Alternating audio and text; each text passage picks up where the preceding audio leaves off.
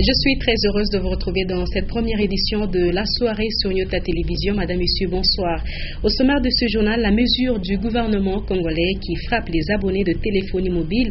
Leurs numéros ont été bouchés faute d'enregistrement et d'identification. Ces derniers ont envahi les services clients de différentes entreprises. Question de régulariser. Et puis à suivre aussi au cours de ce journal, le compte-rendu du Conseil hebdomadaire de sécurité intervenu ce mardi 29 décembre à 3 jours de la fête de bonne année. La situation est relativement calme dans l'ensemble sur l'étendue de la province du Haut-Katanga. Ce journal, vous le constatez, est également interprété en langage des signes par Job Kazadi. Et on commence par là. Les services clients des différentes entreprises de télécommunications installées à Lubumbashi ont été pris d'assaut ce mardi. Les abonnés sont allés pour se faire identifier. À la base, des numéros dont les propriétaires ne se sont pas fait enregistrer auprès de ces réseaux sont bouchés par ces opérateurs de téléphonie mobile sur ordre du gouvernement congolais. On en parle ici avec Guy Fortuna Kassongo.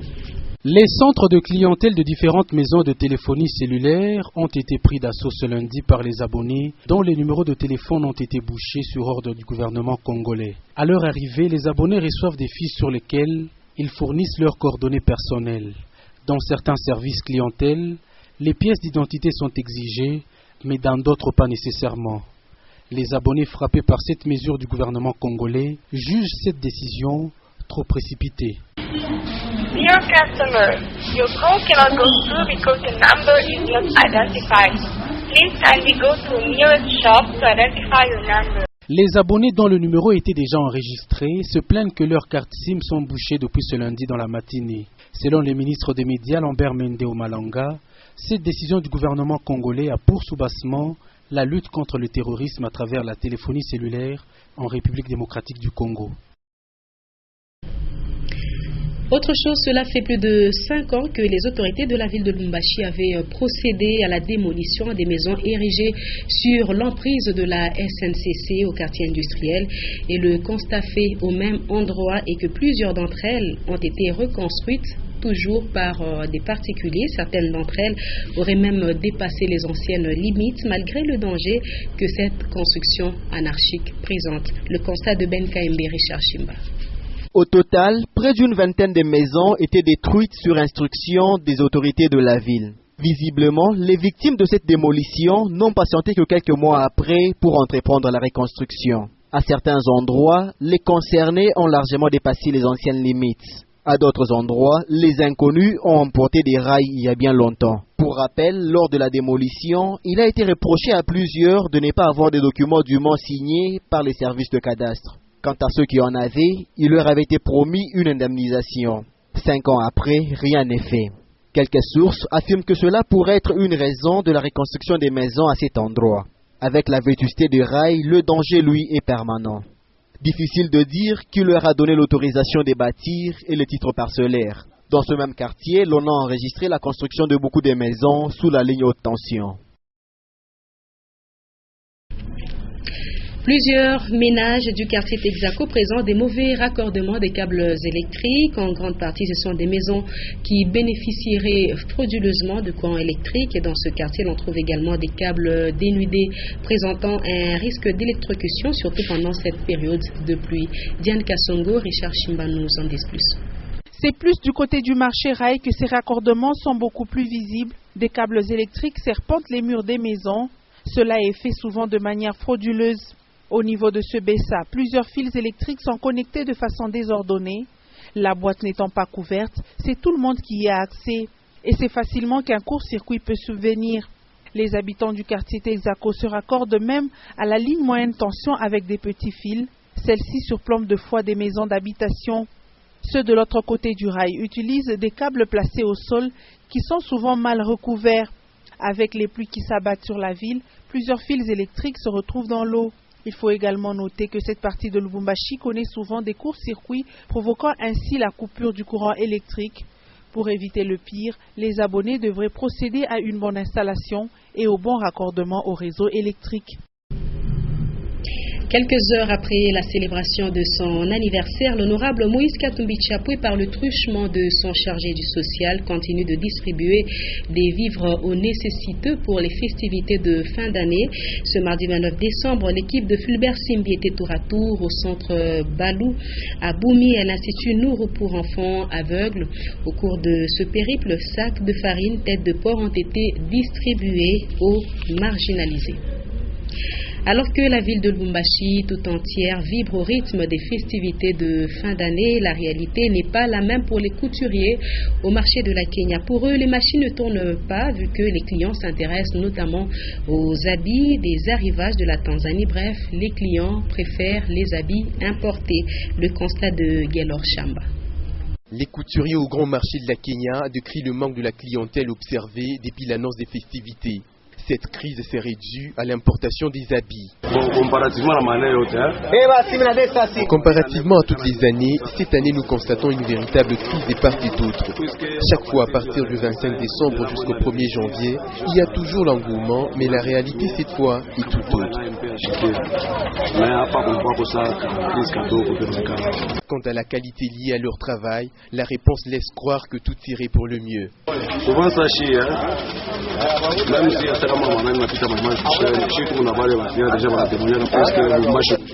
souvent nous travaillons avec des clients déjà connus et qui louent la qualité de nos coutures.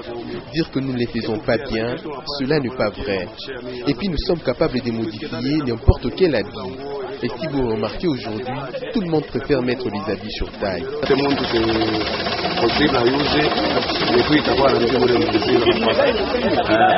Pour la plupart des cas, ils reçoivent souvent les clients avec des habits usagés pour les éventuelles modifications. Le Conseil hebdomadaire de sécurité pour la province du Haut-Katanga s'est tenu ce mardi. Je vous en parlais déjà. La situation sécuritaire était au centre des échanges. Le compte rendu est lu ici par Guylaine Pandakoufwa, commissaire spécial adjoint. On l'écoute. Compte rendu de la réunion du Conseil de sécurité du 29 décembre 2015.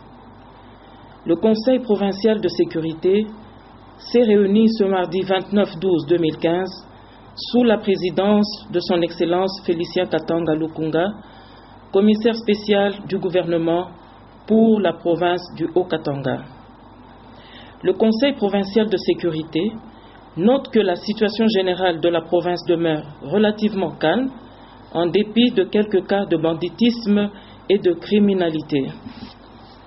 Soucieux de garantir la paix et la sécurité de personnes et de leurs biens, le Conseil provincial de sécurité condamne le crime odieux perpétré sur un compatriote dans la commune de Kampemba dans la nuit du 24 au 25 décembre dernier et recommande aux services de sécurité d'intensifier les enquêtes afin de retrouver les auteurs de cet acte, en même temps que ceux-ci doivent renforcer leur déploiement dans les quartiers réputés criminogènes. Une fois de plus, le Conseil provincial de sécurité sollicite le concours de la population afin de dénoncer tout individu ou groupe d'individus suspects auprès des autorités compétentes. Au regard de l'organisation des manifestations festives à l'occasion du jour de l'an, le Conseil provincial de sécurité en appelle aux uns et aux autres de rester vigilants afin de ne pas donner l'occasion aux ennemis de la paix de troubler l'ordre public. Au nom de tous les membres du Conseil provincial de sécurité, Son Excellence, Monsieur le Commissaire spécial, souhaite à toute la population du Haut-Katanga ses vœux les meilleurs pour l'année 2016. Commencé à 10h37, la réunion s'est terminée à 12h37. La mairie de Lubumbashi, qui fustige la pratique de pétards, a arrêté ce mardi quelques récalcitrants, comme nous dit ici Maurice Mazel.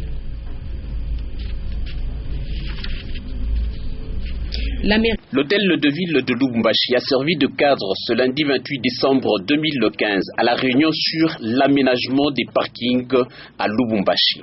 L'autorité urbaine a convié à cette rencontre les chefs des services urbains de l'urbanisme et habitat et quelques partenaires pour envisager la possibilité de créer d'autres parkings. Conscient du besoin croissant de multiplier des parkings suite à l'expansion de la ville de Lubumbashi, le maire compte dans les jours à venir signer un autre protocole relatif à la création d'autres parkings. Actuellement, la police qui œuvre au marché Musée Laurent Désiré Kabila a procédé à l'arrestation de 2 jeunes gens qui vendraient des pétards dans la clandestinité dans ce lieu de négoce. Ces 2 infortunés ont été présentés à l'hôtel de ville de Lubumbashi. Selon l'aveu de ces 2 jeunes gens, ils se procurent les pétards dans plusieurs dépôts aux alentours du marché Musée Laurent Désiré Kabila et le commercialisent par la suite. Nous voulons sécuriser la population pendant les festivités de fin d'année. À son temps, nous avons interdit la commercialisation et l'achat des pétards, même l'utilisation des pétards. Je crois que tout le monde a été très bien sensibilisé. Mais il y a des inciviques autour du marché musée qui continuent à importer clandestinement, je crois, les pétards et les revendre ici à Lubumbashi.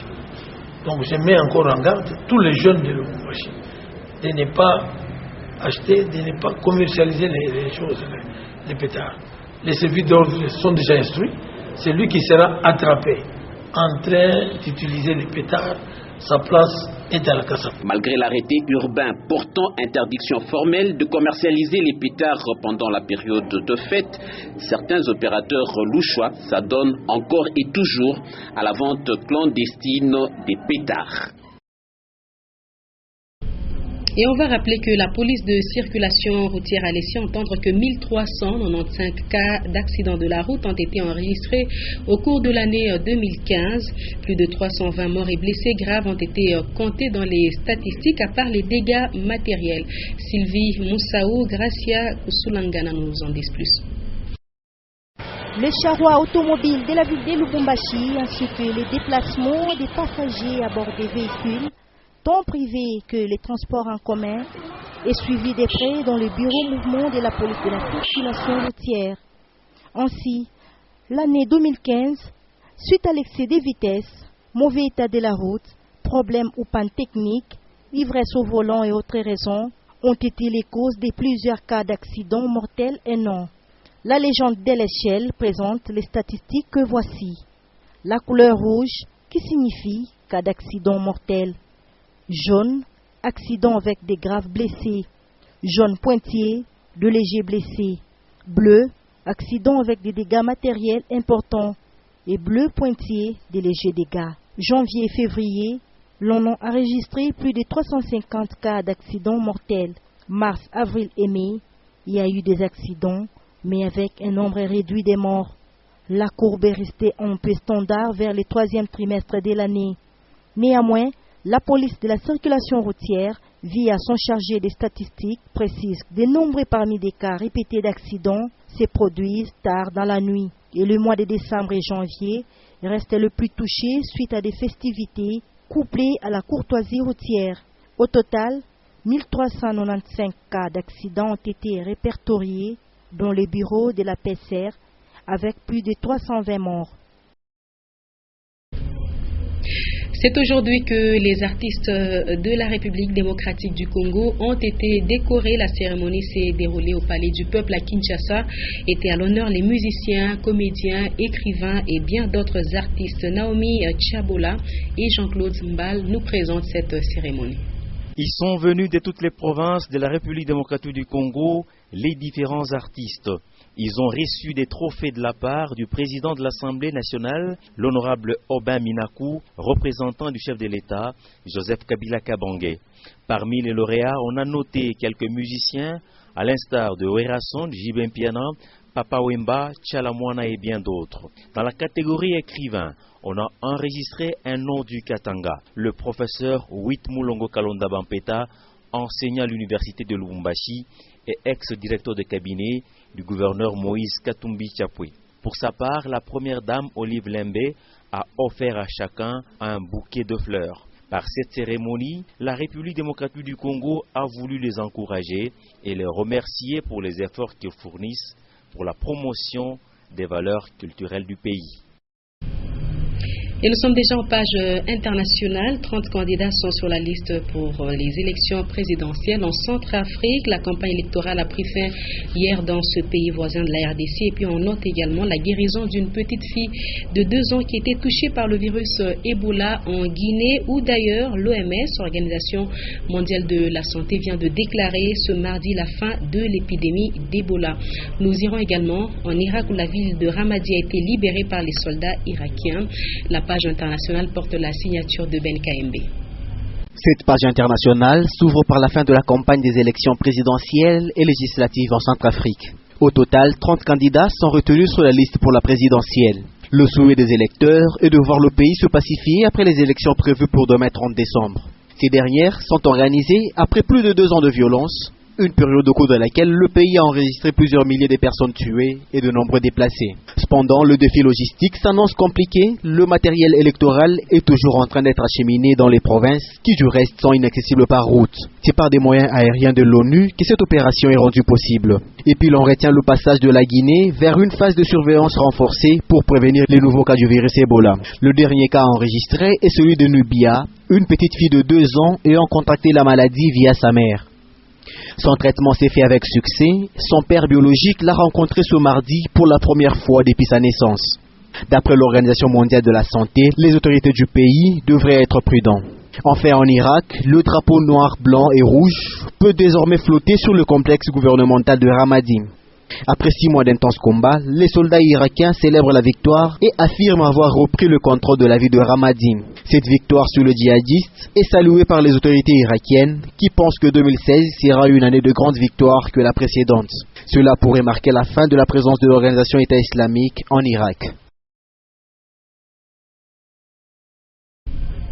Et voici maintenant la rétrospective de l'actualité qui a dominé au cours de l'année 2015 à l'intérieur de l'ex-province du Katanga.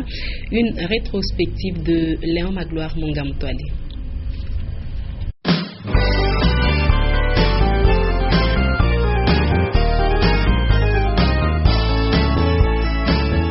Dans l'arrière-province, l'année 2015 a surtout été marquée par le conflit entre les Pygmées et les Bantous dans l'axe Nyunzu-Manono. Un conflit qui a fait des dizaines de milliers de déplacés, des villages incendiés, des blessés et même des morts. À plusieurs reprises, le gouvernement provincial de l'ex-Katanga a diligenté une mission qui est descendue jusque dans les fins fonds des territoires à problème pour dissuader les parties en conflit. Et toutes ces démarches ont abouti à une accalmie. Un séjour qui a permis à l'ancien ministre provincial de l'Intérieur, Juvenal Kitungo Lugoma, de faire un état de lieu de la nouvelle prison centrale de Manono, dont les travaux de construction ont été financés conjointement par l'ex-gouvernement provincial du Katanga et la MONUSCO. À cette même occasion, l'on a fait un autre état de lieu, celui de l'Istem Manono, qui n'a qu'un seul bâtiment à 4 auditoires sous-équipés, qui font aussi office des bureaux administratifs. 2015 aura aussi été pour l'ensemble du territoire de Mitwaba une année de paix. Plusieurs villages de ce territoire tels Moubidi, Boujito et Mouema ont vu leur population revenir près de 5 ans après avoir fui les troubles des Maïmaï. Et ce sont des villages incendiés et des plantations dévastées que ces villageois ont retrouvés. Tout devait être refait. À cette occasion, l'on a fait un constat selon lequel, dans toutes ces localités, des mariages précoces sont fréquents, accompagnés de plusieurs cas de malnutrition. Le constat du retour à la paix a aussi été fait au village Mouteta en territoire de Pueto, autre contrée où les populations vulnérables avaient fait face aux exactions causées par les Maïmaï, mais les stigmates de la violence étaient encore visibles. Dans les territoires de Pueto et Kasenga, les différentes zones de santé ont enregistré plusieurs cas de choléra et de fièvre typhoïde, dus notamment à la consommation des eaux du lac Mwero. Tous ces cas étaient pris en charge dans les hôpitaux généraux de référence de Kaboka à Kasenga et Tchanfubu à Pueto, des formations médicales qui fonctionnent dans des conditions assez précaires. Pueto, village natal de feu Augustin Katumba Mwanké, dont les habitants gardent encore une pensée pieuse et des souvenirs. L'aérodrome moderne de Pueto en est une illustration éloquente, une dotation de feu Katumba Mwanké à titre personnel inaugurée 2 ans après sa mort. Le port de Kasenga a aussi fait l'objet durant l'année 2015 d'un coup de projecteur des reporters de Nyota Radio et Télévision, port où œuvrent plusieurs services de l'État congolais et où accostent des navires pleins de marchandises en provenance de la Zambie voisine. Et la ville de Kalemi, chef-lieu de la nouvelle province de Tanganyika, se souviendra que c'est durant l'année 2015 que le nouveau pont Lukuga a été inauguré. Un pont pimpant neuf jeté à côté de l'ancien, tout aussi fréquenté par les Kalémiards, qui ont souhaité que l'ancien ouvrage ne soit pas démoli afin que le nouveau puisse durer longtemps. C'est la fin de cette rétro consacrée à l'actualité de proximité dans l'arrière-province. Madame, Messieurs, merci de nous avoir.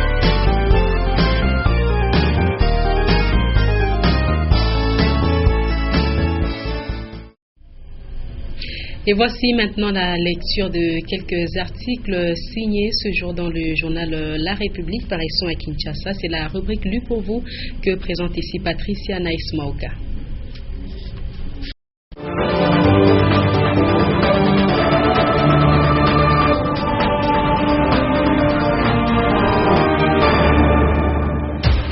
Madame, Messieurs, bienvenue à la rubrique Lue pour vous. Dans son 854e numéro, le quotidien La République titre à la une de l'actualité. Les lecteurs de Jeune Afrique tranchent. Moïse Katumbi, Africain de 2015. Il hante toujours les esprits des Africains en dépit de son départ de la tête de la riche province du Katanga. Moïse Katumbi est l'Africain numéro 1 de l'année 2015. C'est du moins le verdict des lecteurs du prestigieux hebdomadaire Jeune Afrique qui, au terme d'un sondage, ont jeté leur dévolu sur le chairman du prestigieux club du football tout-puissant Mazembe du Katanga. Preuve que la popularité de l'ancien des gouverneurs de la RDC, le plus populaire des gouverneurs, le plus populaire des dirigeants de football congolais, franchit les frontières nationales. Si l'élection du secrétaire général de l'unité africaine était soumise au suffrage universel, Moïse Katumbi prendrait les rênes de l'organisation continentale. Le quotidien mentionne également Moïse Katumbi fête ses 51 ans d'âge. La République, dans sa page 4, mentionne la révision du fichier électoral reste une priorité pour la Commission électorale nationale indépendante. Peu avant la célébration de la fête de Noël, le président de la CENI, Corneille Nangaa, qu'accompagne le rapporteur Jean-Pierre Kalomba et le secrétaire exécutif national, a eu une séance de travail avec le membre du comité ad hoc d'audit du fichier électoral, une plateforme créée le 25 novembre 2015, au sein de laquelle se trouvent 5 personnalités représentant les principales entités identifiées comme parties prenantes au processus électoral en République démocratique du Congo. Le président de la CENI, qui a partagé avec ses hôtes les résultats de l'évaluation interne du processus électoral, notamment les différents acquis, défis et problèmes qui se dressent sur le parcours, a indiqué que la CENI vient d'achever une cartographie électorale stabilisée de 88 000 villages identifiés et géolocalisés. En sport, les stats de la campagne africaine avec le TP Mazembe, les hommes clés de 2015 en C1. L'année qui s'achève a marqué le retour des Corbeaux au sommet du football continental. Pour la conquête du titre, 24 joueurs sur les 30 inscrits ont pris part à la campagne de la Ligue des champions 2015 et permet donc de se déclarer champion d'Afrique. Voilà, Madame, Messieurs, c'est tout pour aujourd'hui.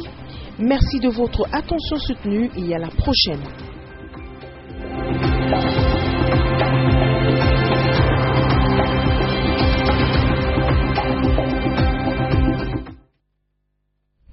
Et on va terminer ce journal par la lecture de ce communiqué nécrologique. Les familles Nkulu Mukembe, Ilunga Nkulu et Ndai Kitanga ont le regret d'annoncer le décès de leur père, grand-père et frère Freddy Nkulu Mukembe, mort survenu le samedi 28 décembre 2015 des suites d'une maladie. L'enterrement est prévu pour ce mercredi 30 décembre 2015 et voici comment se présente le programme d'inhumation. 12 heures, levée du corps à la morgue de Don Bosco. 13h, messe à la paroisse Saint-Paul-Carrefour, suivie de l'inhumation au cimetière de Kassangiri. Le deuil est observé à la Katouba sur l'avenue Kaboulou-Roger, au numéro 2, référence collège Kitoumaïni. Le communiqué est signé pour la famille Richard Lengue, pharmacien, inspecteur provincial. Et ça sera la fin de cette session d'information. Madame, Monsieur, on note pour l'essentiel avant de nous quitter la mesure du gouvernement congolais qui frappe les abonnés de téléphonie mobile. Leurs numéros ont été bouchés faute d'enregistrement ou d'identification. Ces derniers ont envahi les services clients ce mardi de différentes entreprises. Question de régulariser. Il était également question du compte rendu du Conseil hebdomadaire de sécurité intervenu ce mardi 29 décembre à 3 jours de la fête de bonne année. La situation est relativement calme dans l'ensemble sur l'étendue de la province du Haut-Katanga. Et c'est la fin complète de ce journal de 19h. Merci de nous avoir choisis pour vous informer. Le prochain rendez-vous avec l'actualité sur votre chaîne, c'est tout à l'heure à 21h les news, juste après le journal en anglais, et à 23h les derniers échos de ce mardi avec Ogi Fortuna Kassongo. Avec plaisir, je serai avec vous demain encore à partir de 17h30. Très bon suivi de le programme.